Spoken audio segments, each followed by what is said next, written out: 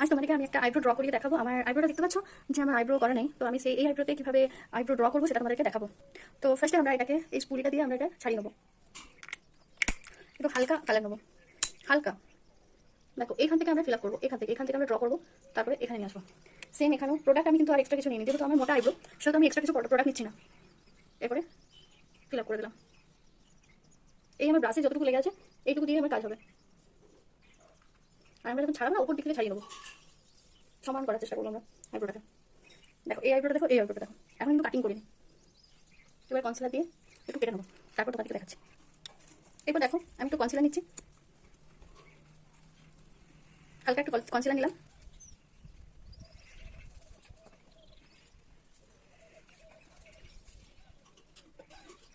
যেহেতু আইব্রোটা আমার ড্র করা আমি পুরোটা আমি ড্র করছি, তাই উপরটাও এই সেমভাবে কেটে নিচ্ছি। একটু আমি ছাড়িয়ে নিচ্ছি। আইব্রো প্লাক না করা থাকলে আমরা এইভাবে আইব্রো ড্র করে নিতে পারি। দেখো দুটো আইব্রো, বুঝতে পারছো তফাৎটা? আমার এই ভিডিওটা তোমাদের কেমন লাগলো অবশ্যই জানিও। যদি ভালো লেগে থাকে কমেন্ট করে জানাতে পারো। ব্রাইডাল বুকিং চলছে, যে কোনো মেকআপের জন্য আমাকে বুক করতে পারো 8145201834 এই নাম্বারে।